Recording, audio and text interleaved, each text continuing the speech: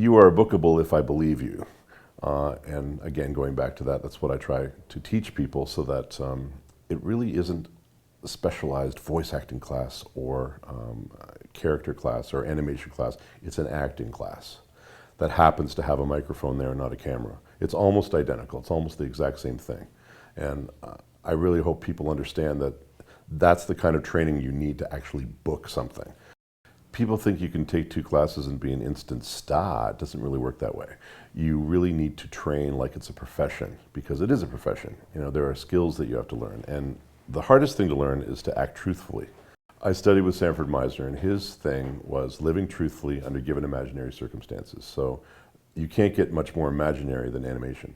And to live truthfully within that really sets you above everybody else.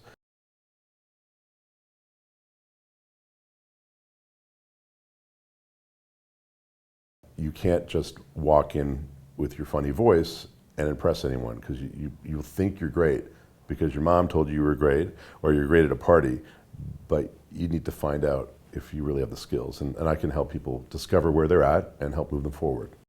It's not everybody that can do this, and that's another part of the discovery process, because we're going to find out, okay, do you have that natural ability, and also are you able to learn to just relax and let your natural personality out, to let your emotions be vulnerable. People sometimes think that doing the crazier characters, that there's no emotional vulnerability. You'd be surprised. You go through a season in a show, and you'll get an episode where maybe the character has to cry, or maybe the character sees his mom he hasn't seen in a long time or something. So there's the vulnerability there. It's so not about doing a wacky voice.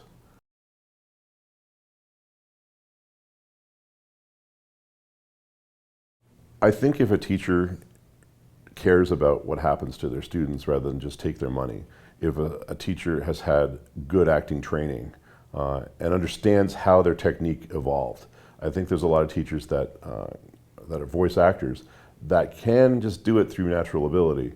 You know, as I said, there's a rare person that can do that, but they're not able to actually explain how to do it to somebody else. And hopefully that people will find in my class that I'm able to do that. If a student comes in and they think they're further along than they are, I'm going to let them know that they're not. And in the nicest possible way, but I think my class has to be a no BS zone. You know, where people are free to be whoever they are, as vulnerable as they are or as they're not, and we can work on moving them up to the point where they're bookable. It's really not, doesn't serve the student at all for me to sort of pretend that everything's great. Just, oh, that was wonderful. They don't learn anything then.